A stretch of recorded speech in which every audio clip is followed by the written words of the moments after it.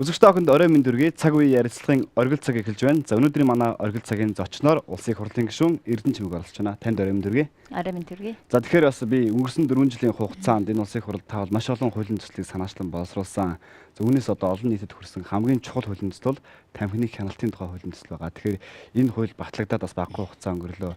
Ямар үр дүн гарч байгаа вэ? Цаашдаа сайжруулах ямар эрхцээ оршинг бүрдүүлж байгаа вэ? За тамхины хяналтын тухай хууль бол 2012 он хүртэл 5 жил одоо тухайн үеийн улсын их хурлын даргын ширээн дор хэвтсэн ийм хууль байгаа. Тэгэхээр одоо 2007-8 оны үед засгийн газраас өргөн бариад тэгээ 12 оны хүртэл бол энэ хуулийг огт хэлэлцүүлээгүй. Тэгээ энэ хуулийг хэлэлцүүлэхгүй байх гол шалтгааныг бол би тамхи үйлдвэрлэгчдийн лобби байна л гэж харсан л та. Тэгээ одоо 2012 онд шинээр бүрэлдсэн улсын их хурл үйл ажиллагаагаа эхлэнгүүт энэ тамхины хяналтын тухай хуулийг батлуулах ажлыг бол гардаж хийсэн. За 2013 оноос бол энэ хууль хэрэгжиж эхэлсэн. За маш их шүүмжлэлийг дагуулад идэг. Мэдээж шүүмжлэлт дагуулах нь ойлгомжтой. Яагаад гэхээр нийт насанд хүрсэн хүн амын 40% нь өнөөдөр тамхи татж байгаа байхгүй. Тэгэхээр тамхи татж байгаа хүн бүрийн одоо эрх ашгийг хөндөж идэг хууль учраас энэ хууль бол байнга шүүмжлэл дагуулдаг.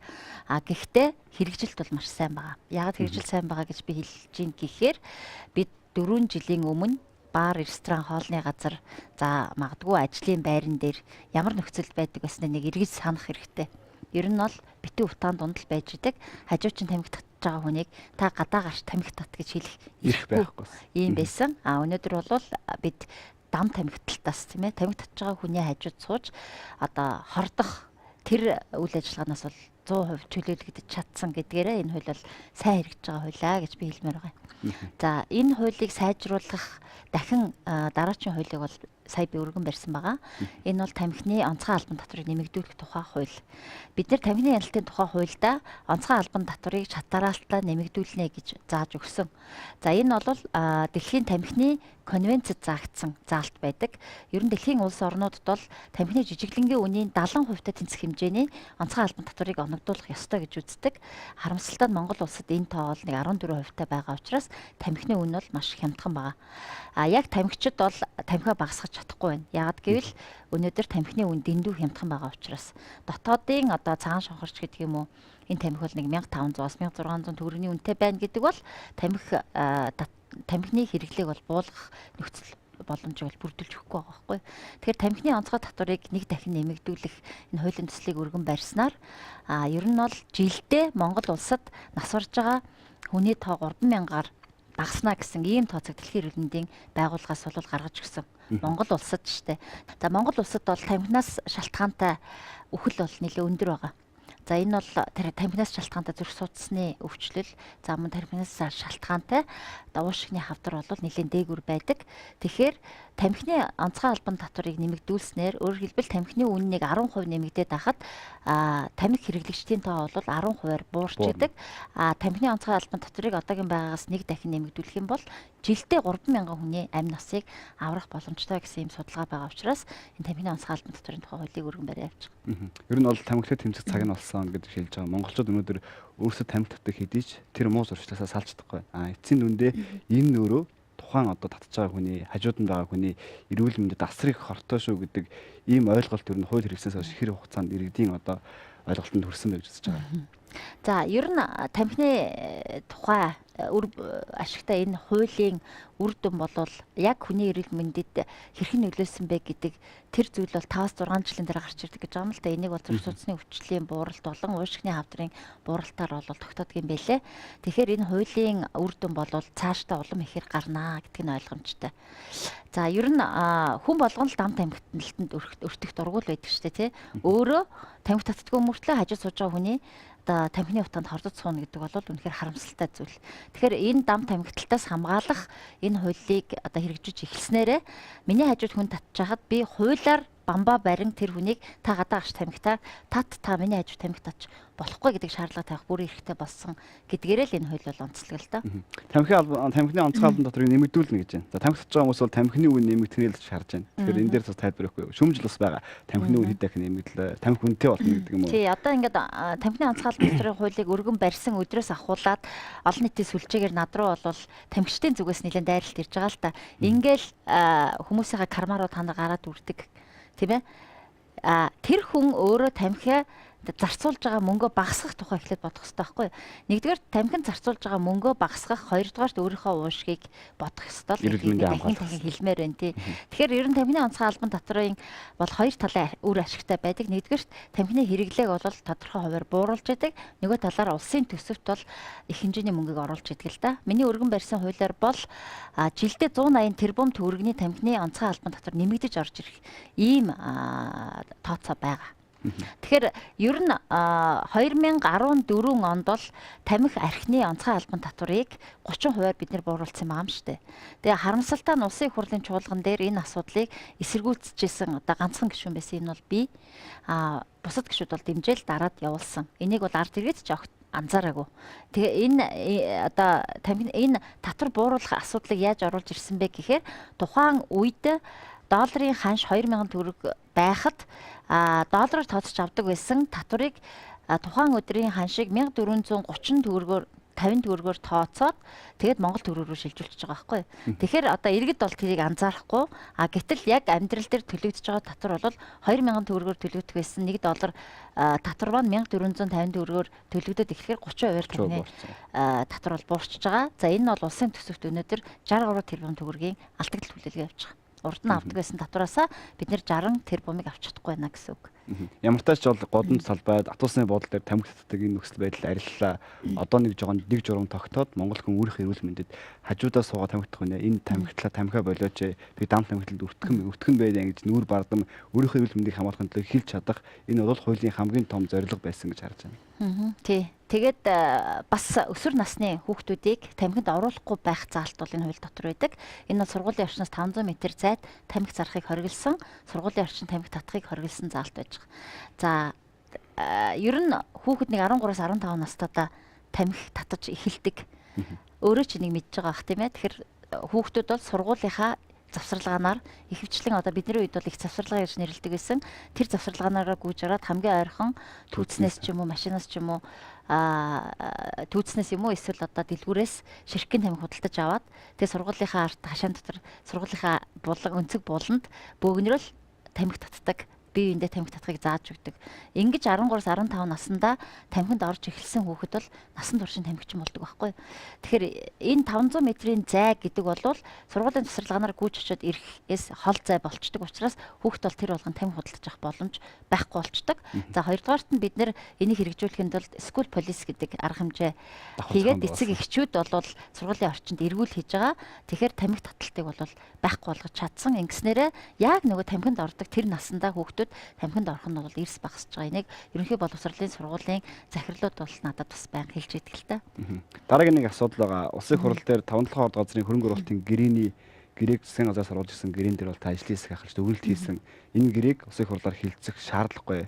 Монгол улсад ашиггүй гэсэн ийм дүгнэлтийг хийсэн. Тэгэхээр өнөөдөр 5-7 ордын нөхцөл байдал ямар төвшөнд байгаа вэ? Үнэхээр энэ гэрээг хэрвээ явуулсан бол Монголд ямар ашигтай байсан бэ? Үнэхээр ийм алдагдaltaй гэрээ байсан уу гэдэг зүйлийг би асуух гэдэг. За ажлын хэсгийн дүгнэлт бол 5 толгоон гэрээг дахин боловсруулж оруулж ирээд улсын их хурлаар хилэлцүүлж байж батална гэдэг л ийм шаардлагыг тавьж байгаа юм тий. Яагаад улсын хурлаар энэ гэрээг хилэлцүүлэх ёстой вэ гэхээр улсын хурлд бол Монгол улсын 3 сая иргэнийг төлөөлсөн иргэдийн төлөөлөл болж бид сууж байгаа шүү дээ.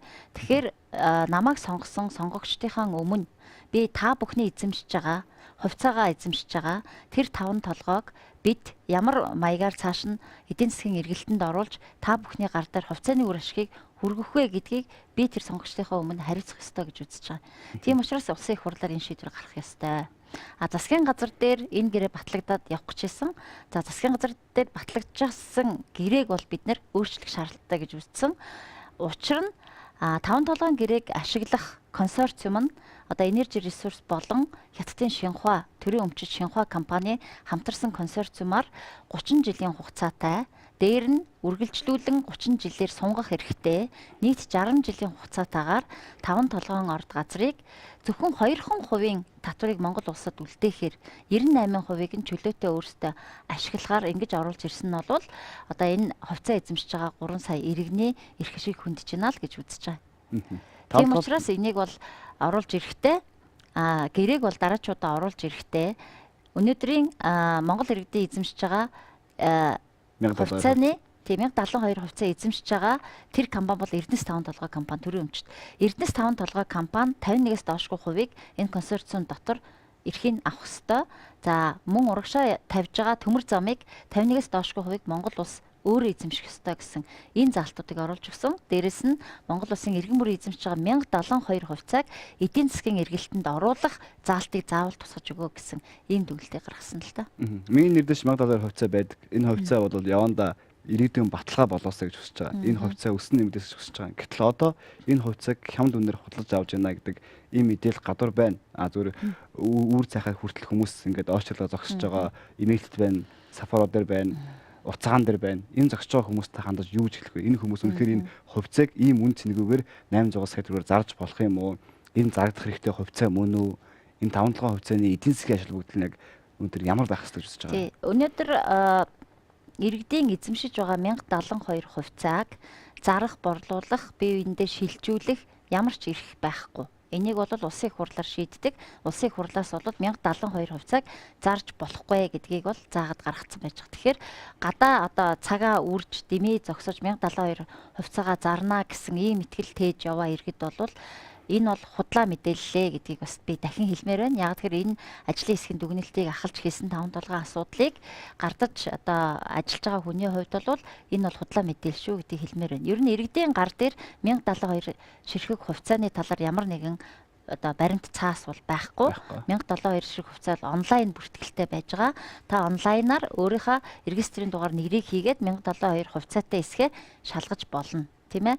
Тэгэхээр таны регистрийн дугаартаа таны нэртэй хувьцааг бол өөр хүний нэр дээр өөр нэг регистрийн дугаар дээр шилжүүлэх ямар ч боломжгүй.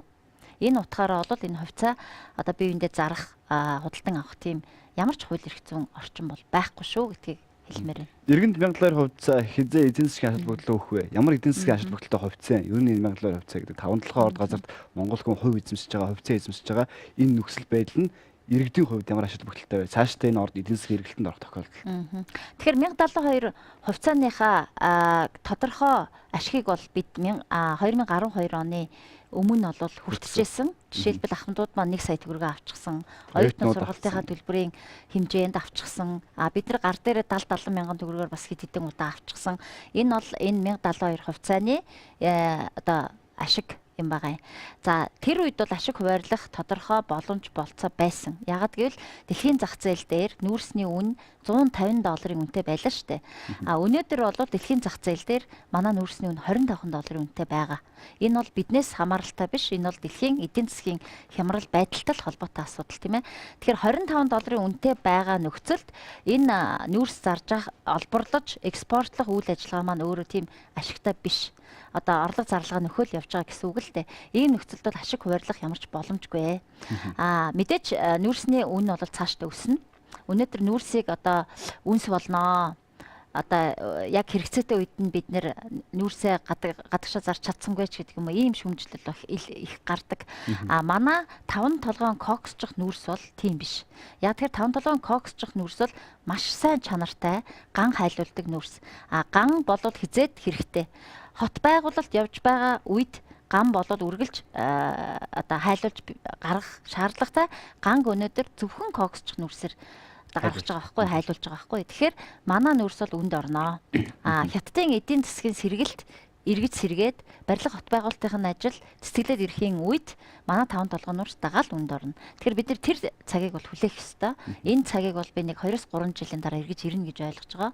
За 5 толгой нүүрсний үн 40-оос дээш доллар нэг 50 орчим долларын үн хүрэхтэл манай 5 толгой нүүрс бол ашигтай иргэдтэй 1072 хувьцааны ашигыг хүртэх бүрэн боломж нь бүрдэх юм байна. Тосон бомбын нурыг бол төрийн хамгаалтанд авлаа. Энэ бол маш олон хүмүүс энийг хамгаалтанд авсаж хүсэж ирсэн байх. Өнгөрсөн хугацаанд маш олон уул уурхайн лицензүүд олгогдсон байгаа. Тэгэхээр нөхцөл байдал ямар байсан бэ? Төрийн хамгаалтанд авснаар энэ тосон бомбын нурыг бүрэн хамгаалж чадсан уу? За энэ бол ер нь их сайн ажил болсон гэж би бас боддог. Ер нь бол бид бүхэл бүтэн нэг хүний амь насаар дэнчин тавьж ээж тийм ээ. Тэгжээж энийг одоо хамгаалтанд авч байгаа нь бол өөрөө харамсалтай хэрэг л дээ. тос тосон бомбын нурууг улсын тусгай хамгаалтанд авах тэр хүсэлтийг бол 3 тэс сумын иргэдээс 7 жилийн өмнөөс бол тавьж исэн бэл. Харамсалтай нь энэ 7 жилийн хугацаанд бол улсын их хурл одоо чихгүй толгой шиг л байсан, засгийн газар өөрөө чихгүй толгой шиг л явж ирсэн. Энэ ард иргэдийнхаа саналыг, өргөдлийг одоо огт авч хэлцээгүй явсан. За бүхэл бүтэн биологч залуу амь насаа алдсны дараагаар эн чинь юу болчих вэ гэж одоо бүгдээрээ сэрлээ штэ. За тэр цаг хугацаатай бол миний байгаль орчны байнгын хорооны дарга болох энэ ажил бол давхцсан. Тэгээд надад ирсэн хамгийн анхны хүсэлт бол 3 тэс сумын иргэдийг өргөдөл байсан. Тосон бомбын нурууг улсын тусгай хамгаалтанд авч өгөөч гэд. Тэгээд би бол хамгийн анхныхаа ажлыг бол энэ тосон бомбын нурууг очиж газар дээр нь үзэх, ард иргэдтэй уулзах. За улсын тусгай хамгаалтанд авснаар одоо ямар тийм ээ үр ашиг хүртэх вэ гэдгийг бол үзэж судалсны үндсэн дээр энийг бол яаралтай авах хэрэгтэй байна гэж үзээд тэгээд нэгэнт засгийн газраас бол энэ тогтоолын төслийг өргөн барихгүй юм байна. Тийм учраас гишүүнийхээ хувьд бол энэ тогтоолыг өргөн барьж батлуулъя гэд тэгээ энэ тогтоолыг бол өргөн бариад 3 сарын дотор харин маш хурдан бид нар улсын тусгай хамгаалтанд авахулж чадсан. Дараагийн асуудал бол улсын тусгай хамгаалалт авсны дараагаар яг хэр хэмжээний газар нутгийг авах вэ гэдгийг бол засгийн газар шийддэг юм хуулийн заалттай. Тэгэхээр одоо тэр координатыг бол засгийн газар дээр хилцэж байгаа. За бид бол тэр дотор байгаа 22 лицензийг бүгдийг хүчингү болгож улсын тусгай хамгаалтанд авахар газар нутгийг нь зааж өгсөн байгаа. 850 мянган га газраар одоо тосон бомбын нурууг бол бүхлээр нь гэсэн үг. Засгийн газар дээр одоо тодорхой лицензүүдийг гадна талд нь гаргаад өөрөөр хэлэх юм бол дунд нь одоо үлдээгээд үлдсэн хэсгийг нь авах ийм үйл ажиллагаа явуулахгүй байх тэр хяналтыг бид нэр байнга тавьж байгаа. Тэгээд нэг сарын дараа ч юм уу засгийн газар бол энэ координат тогтоосноо бол бидэнд эргэж мэдгдэх ёстой харж байгаа. 20 орчим уулуурхаан лиценз олгогдсон байсан. Энэ лицензийн нөхөн төлбөрийн асуудал мэдээж ягдах байх. Тэгэхээр тэнд лиценз олгогдсон байсан. Лицензийг ер нь олгосон байгаа энэ авцсан байгаа компаниуд ихэд нөхөн төлбөр өгөх асуудал дээр түрүүс анхаарах нь бол баг зардал гарах уу? Энэ асуудлыг яаж шийдэх ёстой гэж харж байгаа вэ? За тосон бомбын нуруу гэдэг бол Монгол улсын үнэхээр гайхамшигтай байгалийн цогцлбор газар. За тэнд бол хамгийн ховор одоо цоогоор 90 амьдарч байна. Цоогоор 90-ийнхаа тоогоор Монгол улс өнөөдөр дэлхийд 2 дугаар байранд орж байна гэсэн сайхан мэдээг бол сайхан би сонссон. Тэнд бол аргал, янгир, хар сүлт гэд маш ховор амьтад. За түүнээс гадна говийн маш ховор ургамлууд одоо тойрон төгөл бол сүүлчийн баг дэлхийн тойрон төгөл бол тосон бомбын нуруунд байж штэ. Тэнд бол булаг шанд байж гин 3 тэс сумын малчтын одоо хаваржаа, зунжаа, өвлжөө бол энэ тосон бомбын нуруунд бол байж байгаа. Зөвхөн зэрлэг амьтдын тухай биш, энэ бол говийн малчтын одоо амжиргааны тухай асуудал яригдчихэж байгаа юм л да. Тэгэхээр анханасаа лиценз олгохдоо анханасаа энэ компаниуд лицензээ авахдаа байгаль орчны үнэлгээ хийлэгдэг. Тэгэхээр тэр байгаль орчны үнэлгээг гаргаж өгч байгаа компаниудыг бол би энэ дээр буруутай гэж үзэж байгаа. Яг тэгэхээр тийм сайхан нутгийг тийм ээ дээрэс нь тийм ховор ургамалтай, тийм ховор байгалийн цогцлбор газар дээр болвол уулуурхаан үйл ажиллагаа явуулахыг хориглоно гэсэн заалтыг бол тэр компаниуд гаргаж өгсөн байхгүй дүгнэлтэндээ. Гэтэл болж болно. Энд одоо ямар ч булаг шанд алга байна. Энд ямар ч мод алга байна. Энд ямар ч өвлжөө хаваржаа алга байна. Энд ямар ч зэрлэг амтын алга байна гэдэг дүгнэлт гаргаж өгсөн. Тэгэхээр энэ байгаль орчны үнэлгээ гаргаж өгч байгаа тухайн компаниудаа бид нэр шүүхтэх ёстой. Хариуцлага тооцох ёстой. Тэр компаниуд энэ дүгнэлт гаргасныхаа төлбөрийг тэр улсад харин эргүүлж төлөх ёстой гэж бид нэр үзэж байгаа. Дээрэс нь энэ лицензийг одоо эзэмшиж байгаа компаниуд жишээ нь Gobi Sands гэдэг компаниас 25 сая доллараар лиценз худалдаж авсан байх жишээтэй тий. Одоо нөгөө Kapla-гийн компани явж байна. Тэгэхээр Kapla Монгол улсаас зугатахдаа тосон бомбын нуруунд байсан өөрийнхөө лицензийг Монголын компанид 25 сая доллараар зарчил зугатчихж байгаа. Тэр 25 сая доллар буюу 50 тэрбум төгрөгийг бид нар төлөх ёстой юу? Татварынхаа мөнгөөр. Үгүй шүү дээ. Тийм биз дээ. Тэгэхээр тэнд бол нөхөн төлбөрийн асуудал яригдах ёсгүй л гэж бид нар харж байгаа. Дахиж байгаль орчны үнэлгээг шаардлага байгаа. Ер нь тосон бомбын нуруу бохирдсан ч юм уу сүйдсэн ийм орчин нөхцөл байгаа юу? Харьцангуй гайгүй байгаа. Нэлээд олон өрөм тавьсан байдаг. За тэгээ тэр олон өрөм тавьсны төлбөр одоо нэг 160 ширхэг өрөм тавихад жишээлбэл 50 тэрбум төгрөгийн зардал бол хязгаарч гарахгүй л байхгүй. Тэгэхээр одоо 50 тэрбум төгрөг бид нар нэхэмжлэмээр байна гэж хэлж байгаа компани байгаа бол тэрийг бол бид нар шалгаж үзэх ёстой тий. Ер нь компаниудын нэхэмжилж байгаа мөнгийг ингээ харахаар одоо яг тосон бомбын нуруунд биш тосон бомбын хажуу талд байгаа бас нэг байгалийн зохицолбор ханаг эцсийн нуруу гэж байгаа юм л да. Тэнд байгаа лицензтэй компани лицензийг хүчингү болгох хүсэлтийг бол шүүхт гаргасан байдаг 3 тусмын удирдлагаас. Тэгэхэд бол тэр компани 650 сая төгрөгийг бол нэгсэн байгаа юм л да. Тэр нь одоо юуны нэхэмжил байсан бэ гэхээр бид нар ирээдүйд олох гэсэн ашиг маань гэж нэгж байгаа байхгүй юу? Тэгэхээр тэр компани ирээдүйд олох чийсэн ашгийг бас Монгол улс одоо төлөх үү те. Тэгэхээр компаниуд бол ирээдүйд манайх энийг олборлсны дүнд тэчнээн төгрөгийн ашиг олох гэж юм а гэдэг маягаар шүүхт бол нэхэмжлэл гаргадаг нь өөрөө ингээд харахад бол инээдтэй л харагдаж байгаа юм л да. Тэгэхээр тантай би уулуурхаа ярьлаа, тосны мөв ярьлаа, 5 талхаа асуудлыг ярьлаа. Одоо нийгмийн дэд бүтцийн асуудал болох сургууль цэцэрлэгийн хүртээмжтэй холбоотой асуудал ярих чинь. Тэгэхээр Монгол улсад бол тэр тусмаа Улаанбаатар хотод хамгийн хүн ихтэй сонгоныхын дүүхт бол цэцэрлэгт хүүхд хамгаалж чадахгүй юм нөхцөл байдал байсан. Энэ асуудлыг шийдэх нэг гарцсан бол хүүхд тарах үйлчлэгийн тухай хууль байсан. Энэ хууль хэрэгжснээр ямар үр дүн гарах вэ? Ер нь хүүхд тарах үйлчлэгээний хууль хэрэгжснээр хичнээн хүүхд зэрэгтэй болох ийм бүрэн боломж бүрдсэн байгаа. За 2016 оны 1 сарын 1-ээс хүүхд тарах үйлчлэгийн тухай хууль хэрэгжиж эхлээд явж байгаа. Хэрэгжилт маш сайн байна. Иргэд маш их дуртай байна. За эхний хүүхд харах төвүүд маань үд хаалгаа нээж байна. Энэ бол бид нэр цаашдаа ер нь хүүхд харах үйлчилгээгээр нэг 2 3 4 настай хүүхдүүдэд хамруулах бүрэн боломжтой гэж бодоод байгаа. Яа тэгэхээр сургуулийн өмнөх боловсролыг бол одоо 4 настай 5 настай хүүхдүүд эзэмшээд тэгээ сургуульд ороход бол их хэрэгтэй байдаг. 2-3 настай хүүхдүүд бол ихвчлэн илүү сайн харах тийм ээ. Одоо ээжийн хайрал хэрэгтэй байгаа байхгүй юу. Тэгэхээр тийм орчныг бүрдүүлэх нь гэрийн орчныг бүрдүүлсэн тийм хүүхд харах төвүүд бол ирээдүйд олноороо бий болох ёстой гэж харж байгаа. Ингээд бага насныхаа хүүхдүүдийг бол хүүхд харах үйлчилгээгээр цэцэрлэгээрээ болохоор зэрэг 4-5 настай хүүхдүүдэд сургуульд бэлтгэх маягаар ингээд хуваарлаад явчих юм бол бид нэр 100% бүх хүүхдийг одоо харах хүнтэй болгож чаднаа гэж харж байгаа. Энэ жил бол 10 тэрбум төгрөгийг бид нар улсын төсөвт суулгасан хүүхд харах үйлчилгээнд энэ бол 10,000 хүүхдийн асуудлыг шийдвэрлэх ёстой. За сонгон найрхан дүүрэгт гэхэд 2450 хүүхдийг энэ жил хүүхд харах үйлчилгээгээр хамруулах бүрэн боломжтой байгаа. 500 ажлын байр бий болно гэсэн үг. За одоогоор бол нэг 160 гаруй багш сургалтандаа суугаад эрхээ авчихсан байж байна. 80 гаруй төв болвол үүд хаалга нээх гээд эхнийх нь одоо ажиллаад эхэлсэн явж байгаа. 4 сараас улсаас олгогдох мөнгнүүд бол иргэдийн гар дээр очсон явж байгаа. Тэгэхээр энэ үйлчилгээ бол ингээд ийм сайхан хэрэгжиж байна. За ер нь цэцэрлэгээр хангах цаашдаа хүүхд харах үйлчилгээний тухай хууль хэрэгжээд цэцэрлэг барихаа болчихъя гэж иргэд санаад зовж байгаа. Цэцэрлэгийг бол бид нэр үргэлжлүүлэн барьсаар л байх болно. Өнгөрсөн 4 жилийн хугацаанд гэхэд сонгон найрхан дүүрэгт 22 шин цэцэрлэг бид нэр барьсан. 3,000 гаруй хүүхдийг цэцэрлэгтэй болголоо.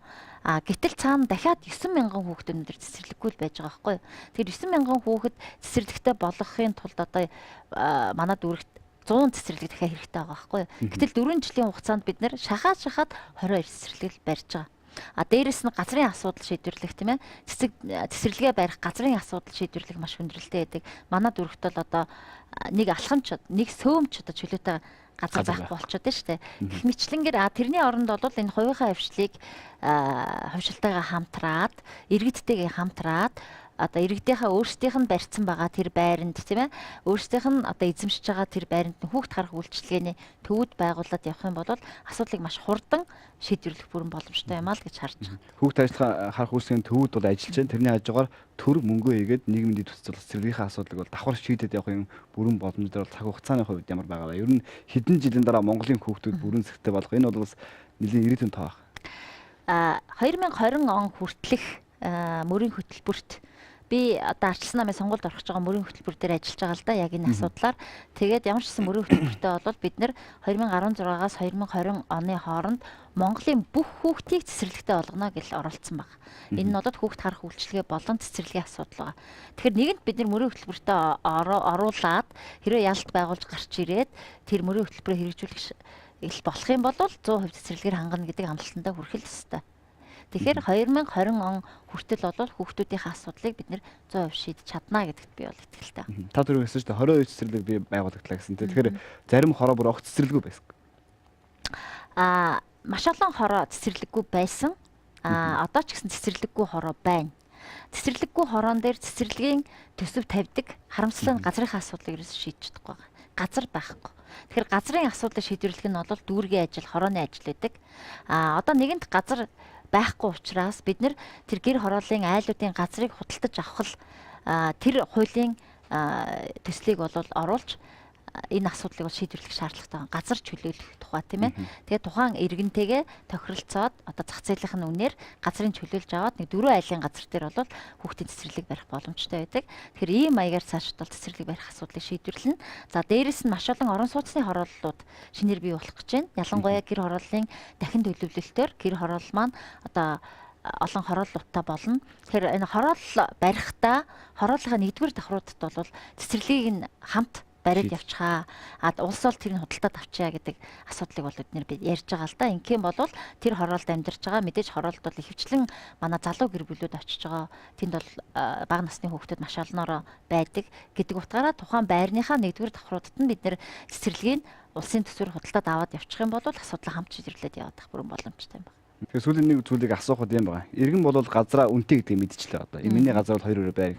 Гэтэл тэр газрыг худалдаж аваад орон сууц баримаар байна. Нөгөө компани орон сууцны барилгын зардал өсөхийг гэсэн болгоомжлоо шүү. Тэгэхээр энэ хоёр үүр сонирхлыг яаж уулзуулж энэ одоо гэр хороол орон сууцны дахин төлөлт бүрэн утгаараа хэрэгжиж харж байгаа. За 5 сарын 15-наас сайн хашаа гэдэг хөтөлбөрийг бол засгийн газар баталсан. Тэгэхээр энэ сайн хашаа бол хамгийн зөв сонголт болчиход байгаа юм л да. Яагаад вэ гэвэл тухайн иргэдийн газрыг орон сууцны компаниуд худалдаж аваад дээр нь өндөр орон сууц барих тухай биш. Одоо бид бол одоо 6 юм уу 10 айл тийм ээ эсвэл 20 30 айл нэгдээд газраа нийлүүлээд тэгээд өөрсдөө тэн дээрээ юмаа бариа гэж байгаа юм. Тэгэхээр сайн хашаа хөтөлбөрөөр бол тухайн айлуудад одоо өөрсдийнх нь байгаа газрынхаа дэд бүтцийг сайжруулах 5% зээлийг олгоё гэж байгаа байхгүй юу. Тэгээд тэрийг одоо 6 айл нийлээд 6 айлын одоо 2 давхар байшин тийм үү хэдин орцтой юм байшин барьчихад тэрний гадна талд маш их газар үлдчихэж байгаа. Тэрийг эдийн засгийн эрхлэлтэнд оруулах бүрэн боломжтой. Тэн дээр нь та нар сургууль цэцэрлэгийг чинь бариад өгч болно улсаас. Эсвэл та нар тэн дээрээ дахиад нэг 6 айлын байр бариад одоо үр хөвгтдээ ч юм уу эсвэл цаашаа зарах ч юм уу ийм байдлаар ашиг олох бүрэн боломжтой гэдэг тэр эрхийг нээж өгч байгаа. Тэгэхээр энэ сайн хашаа хөтөлбөр бол цаашдаа илүү сайн явнаа гэж бол бид нар харж байна. Одоо хамгийн сүүлийн асуудлыг асуух юм байна. Ажлын байрны асуудал ерөөсөө ирээд орлоготой байх нь чухал. Ингэснээр айл өрхийн орлого нэмэгдэн. Тэгэхээр ажлын байрны асуудал дээр ер нь ямар анхаарал хандуулах хэрэгтэй вэ? Хөдөлмөрийн өсөлтөд доод хэмжээг бол нэмэгдүүлэх юм шийдвэр гаргаж ах шиг байна. 2017 оноос эхлээд. Тэгэхээр иргэдийн ажилтаа орлоготой байх чиглэлд гол анхаарлаа хандуулж ирсэн. Цаашдаа ямар анхаарал хандуулбал энэ иргэдүүнүүд ажилгүй олон залуучууд байна. Энэ асуудлыг яаж шийдэх вэ? За 90 согны архин дүүрэг дээр байгаа хамгийн том асуудал бол ажилгүйдэл. Тэр тусмаа залуучуудын ажилгүйдэл. Манай согны архин дүүргийн айл болгонд нэг иргэн баг ажилгүй байж ин л та. Тэгэхээр ажилтаа л болчих юм бол ер нь амьдрал цэцгэлэл явчихаа. Тэгэхээр ажилтаа болгохын тулд ажлын байр бий болгохын тулд бид юу хийх ёстой вэ?